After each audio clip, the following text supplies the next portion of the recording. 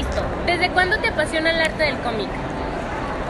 Pues desde que me acuerdo, o sea, desde súper niño, me gustaba no nada más leer cómics, sino que también me gustaba escribir mis propios personajes, ¿no? O sea, desde niño, así, me gustaba leer cómics. Yo empecé leyendo superhéroes, ¿no?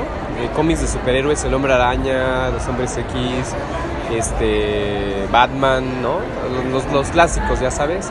Me gustaba leer mucho la revista Mad México.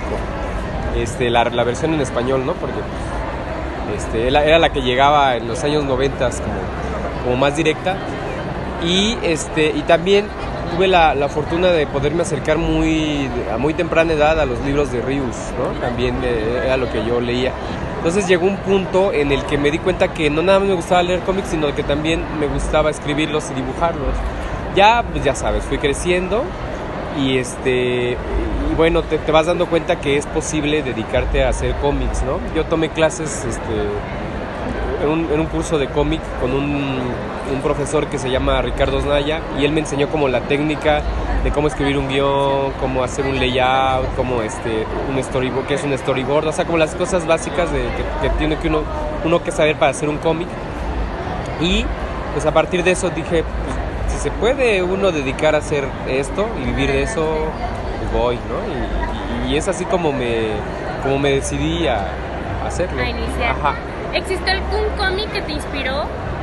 Un cómic en particular no. Ajá, que tú digas, me marcó. O nada más te levantaste un día y dijiste, ok, sí, voy a escribir un cómic. Para hacer cómics, pues es que fue una serie o sea, un cómic en particular como tal, no. Son títulos, ¿no? Como lo que te comentaba. Hay un libro que sí marcó como no tanto el hecho de querer hacer cómics, sino el tipo de cómics que yo quería hacer, que es un libro que se llama La vida de cuadritos de Rius, que yo leí más o menos como a los 14 años. Y bueno, de esa parte pues, decía que a mí me gustaba mucho, por ejemplo, leer Hombre Araña, Superman, los Vengadores, todo esto. Me di cuenta con este libro que también había otro tipo de historietas que se podían leer, ¿no? Que cómic social, cómic didáctico.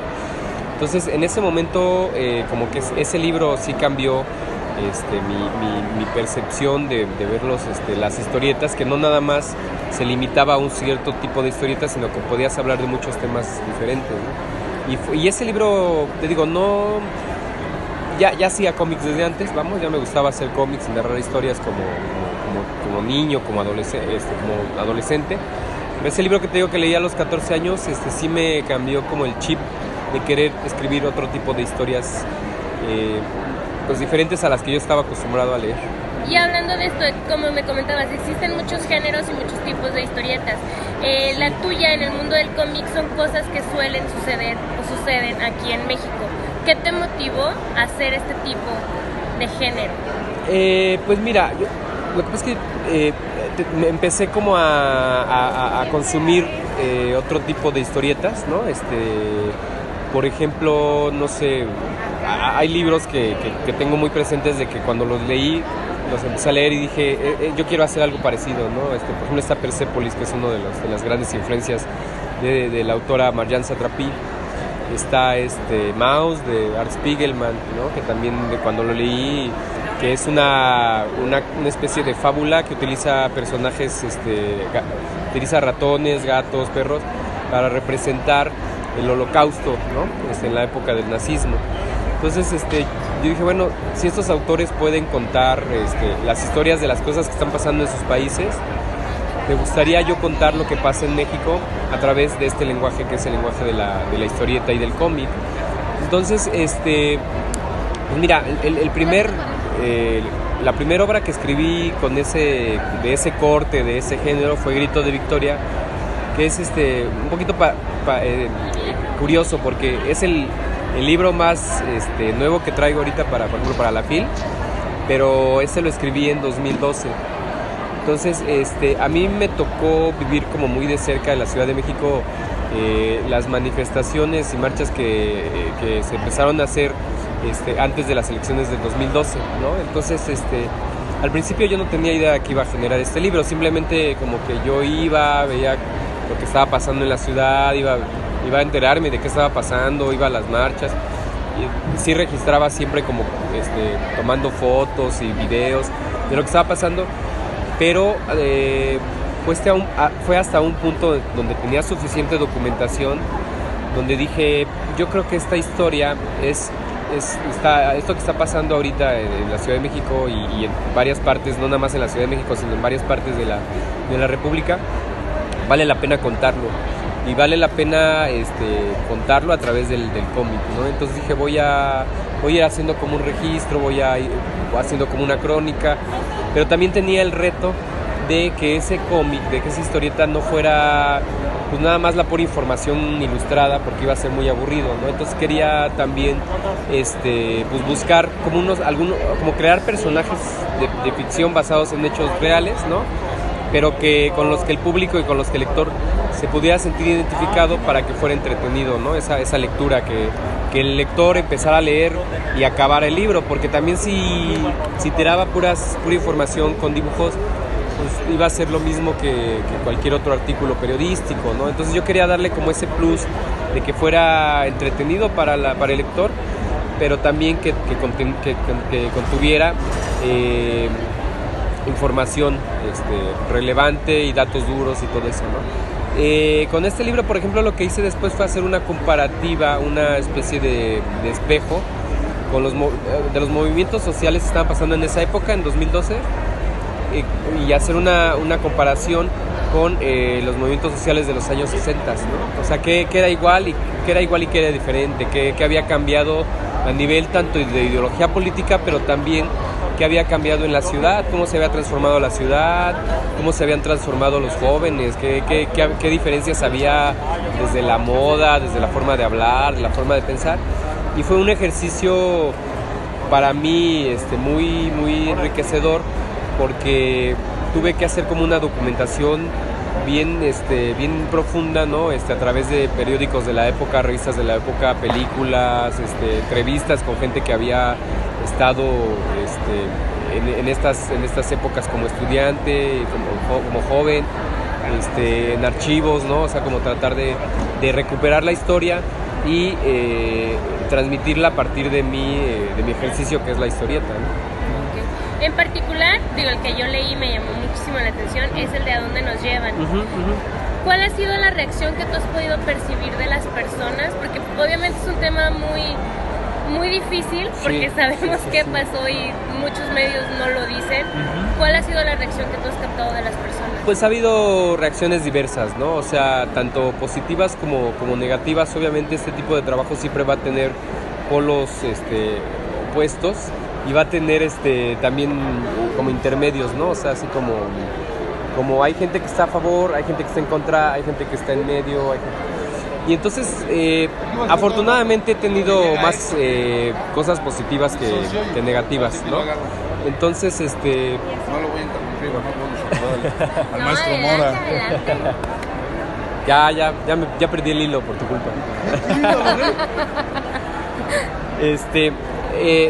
Afortunadamente te digo, más positivas que negativas, y algunas de las experiencias buenas que he tenido y que digamos que ha resultado la intención que yo tenía, que es explicar lo que sucedió en la noche de Iguala y lo que fue pasando después de eso, el resultado que hubo después de la desaparición de los estudiantes, a un público que quizá no estaba muy bien enterado de lo que estaba pasando, ¿no? Un público juvenil o a estudiantes, ¿no? Y las reacciones que he tenido, por ejemplo, es una de ellas que la cuento mucho, es que una vez yo iba pasando por la FES Iztacala, ¿no? Allá, yo vivo por allá, en el norte de la ciudad, y en la universidad vi un periódico mural que hablaba sobre los estudiantes de Ayotzinapa, de lo que había pasado, y los jóvenes, los estudiantes, lo que hicieron fue sacarle copias al cómic y lo pusieron en el periódico mural.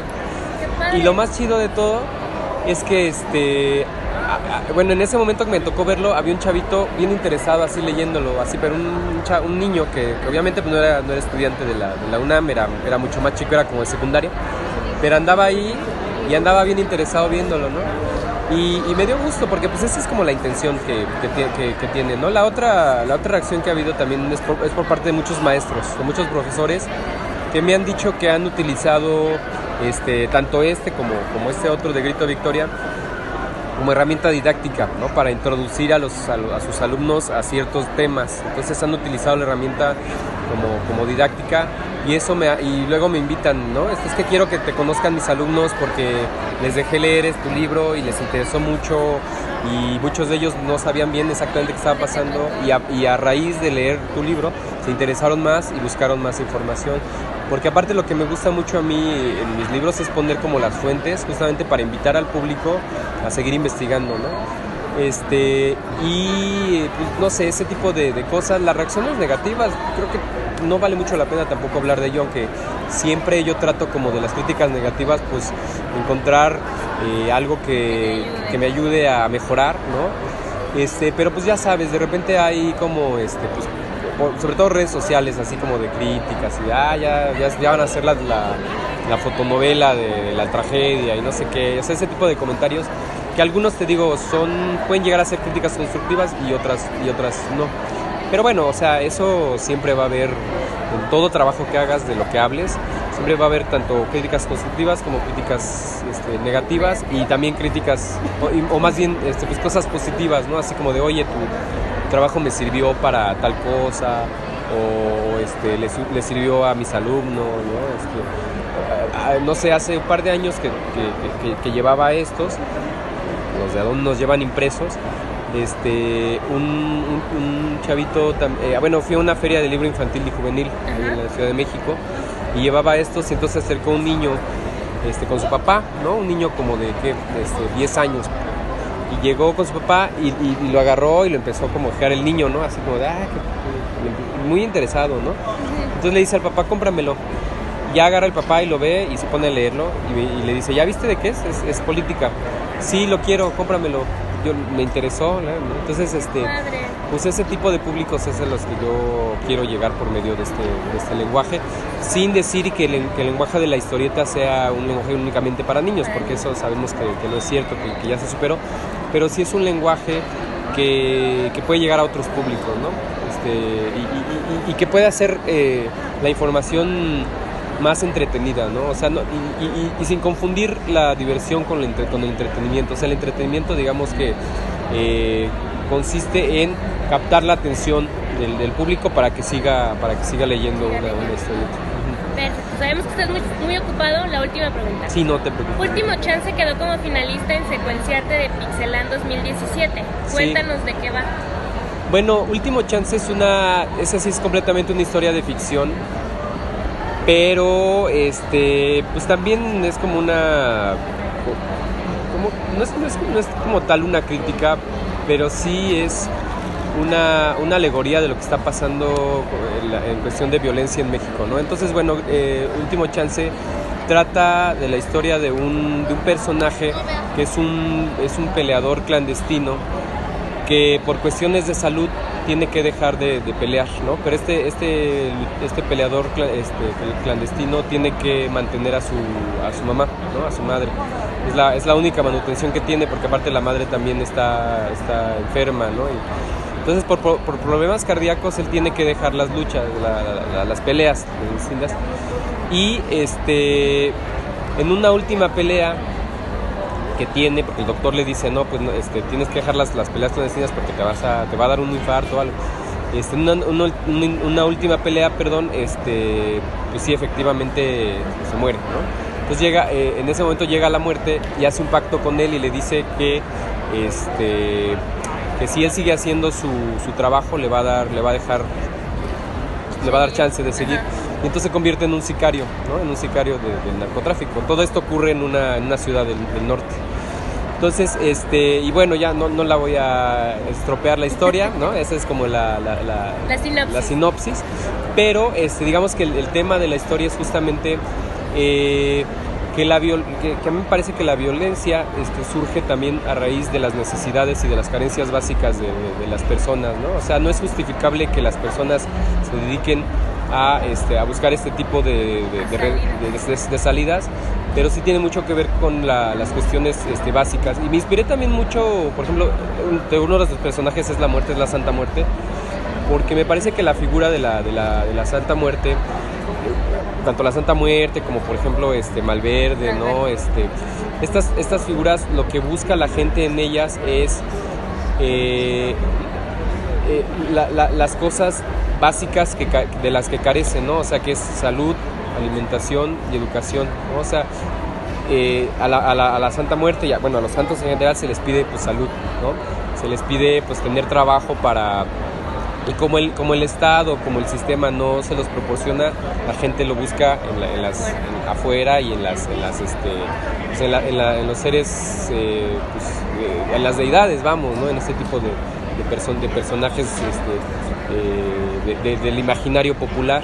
Entonces esa obra, pues ese es como el trasfondo de la obra, a pesar de que pues es una ficción, y aparte que meto cosas pues fantásticas, ¿no? Así como realismo mágico, que quizá a lo mejor esa muerte ni siquiera es real, a lo mejor nada más está en la mente del personaje que pues sí se queda inconsciente, y a lo mejor o sea, lo dejo como abierto al público para que el mismo público diga si es una historia de fantasía o es una historia como basada en hechos reales, ¿no? Perfecto. Sí, pues sería todo. Y bueno, y esa obra esperamos que salga para el año que viene, porque los de Pixelatl quedaron de publicarla, y espero que ya para el año que viene Perfecto, esperemos la siguiente FIL ya. Sí, yo creo que ya para la siguiente FIL ya voy a estar por acá con ella. Perfecto. Sí, muchas gracias. No, a ti.